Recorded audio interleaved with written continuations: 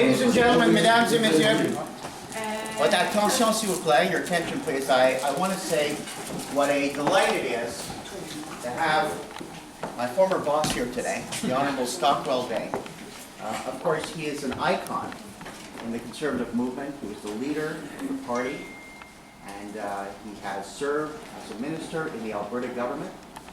And then he served with honor and dignity as the Minister of Public Safety, President of the Treasury Board, Minister of International Trade, and I was privileged to take that journey with him as we dealt with the issues that needed to be dealt with by Canadians. So I'm thrilled that he's in town, and I'm thrilled that he's here today, and I'd like to invite him up to say a couple of words. Great. And he shared the same birthday, August 16th. There's 2 Leos in the room. That's amazing. Okay, August 16th. You know Elvis Presley died on our birthday. Our birthday, exactly. But you know Madonna is, 1977. Madonna is our birthday too. Oh, she is? She is. She Thank you. never invites me to her party, Me so too. I never invite her to mine. Maybe if you invited Thank her you to for yours, coming. she'll invite you to hers. Could be, that's good lawyer talk there. Well, Neil, thank you. It's always great to be here and to see Neil. You know, I was able to do a few things that worked out when I was minister in various portfolios, but anything that worked out was either because of the advice I got from my wife or from Neil. Anything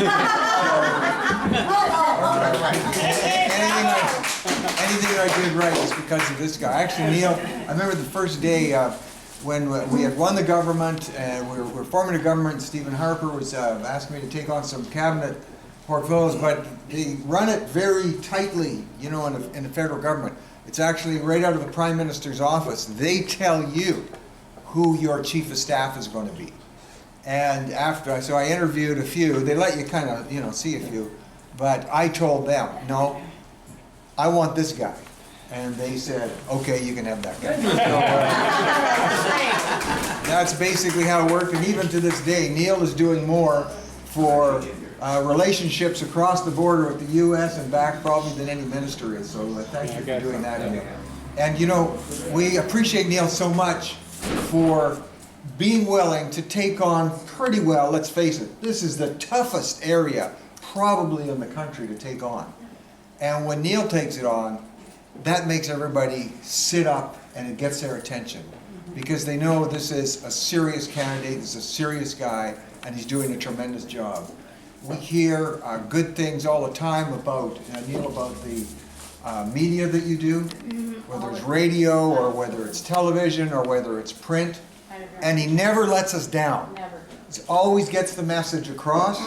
We tell other people, other candidates, if you want to know how to talk, you want to know how to address the issues in public in a way where you stand clear on the principles, but you also cause people to listen and be attracted to that, we tell people, listen to Neil.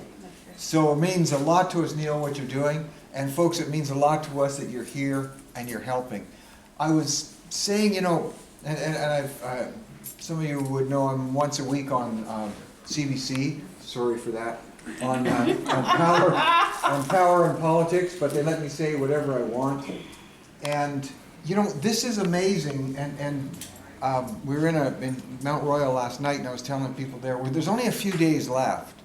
But in those few days, we need to be saying some things to our friends who maybe don't vote Conservative. And it's only a few things we have to say. First, about this Prime Minister, you know, isn't it interesting with the media, how they used to say about Stephen Harper, he doesn't smile enough. Yeah. That was pretty well the only thing they could say, because he was running the country well. Yeah. There was no division. The bloc was almost non-existent. There was peace in Western Canada. I was speaking to groups in Alberta about 3 days ago. The entire province and many in the West are very upset with Canada right now because of Trudeau. Yeah. And now the bloc has risen again. Yeah. With Stephen Harper, it was peaceful. That's right. And it's not the case. And the only thing, and we had a balanced budget. And we had taxes going down. Yeah. And we had recognition around the world that people were proud of. the only thing they could ever attack him for was he doesn't smile enough. And then Andrew Scheer gets elected, what did they say? He smiles too much. And then this whole campaign they're saying, oh, he's too quiet, we don't see, he's strong, he's not aggressive. And he comes out on the English debate and he hits the Prime Minister like he should. Oh, he's being negative. So we're never going to win the media, but we can win the hearts and minds of our friends. So if you could, over the next few days, just remind them. Your media friends. What's there's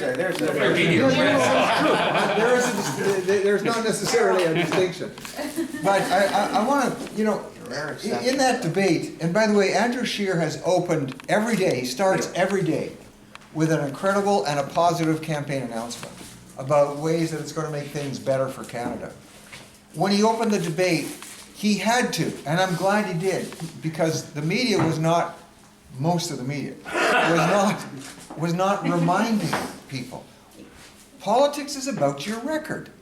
And anybody who goes into a political campaign and they don't think their record is going to be looked at is just being naive. Now I want you to imagine this. They said that Andrew was being negative when he was reminding people about the Prime Minister's record. Let's switch it around.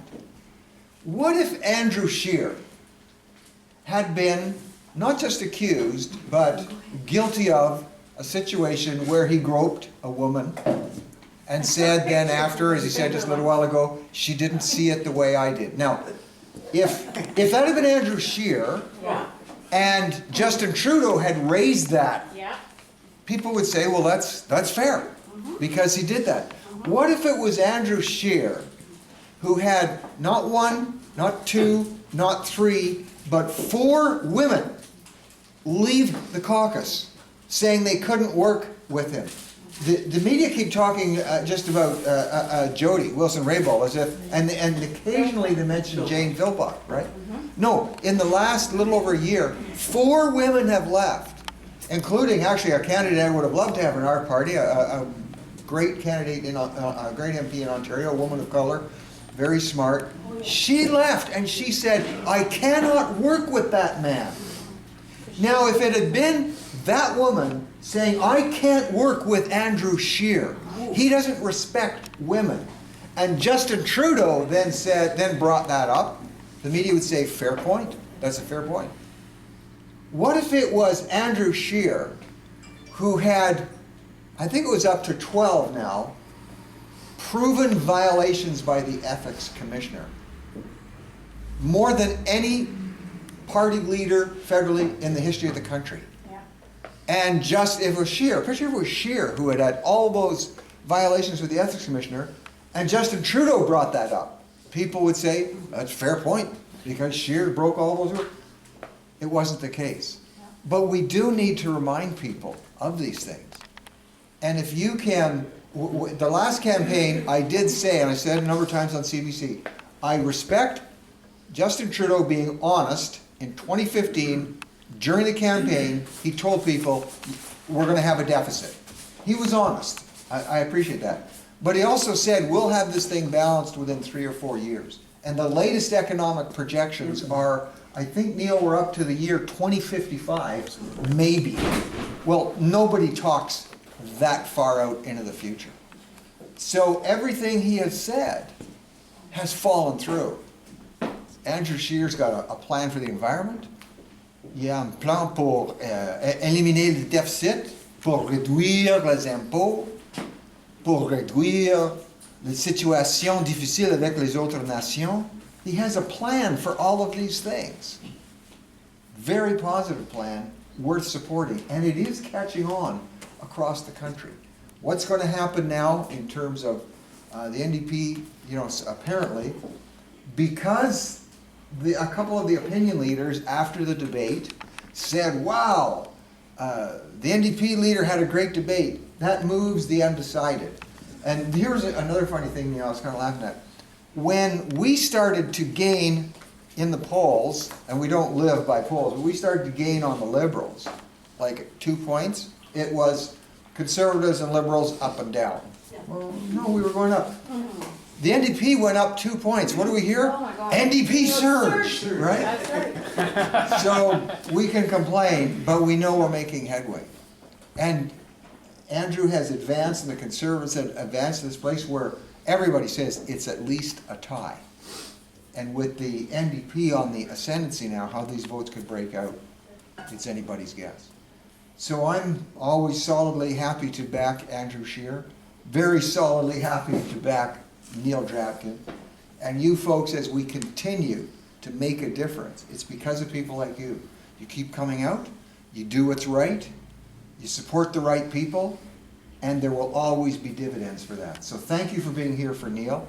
Thank you being here for the Conservatives and Andrew Scheer. Thank you being here for La Belle Province and for Canada. Appreciate you very much.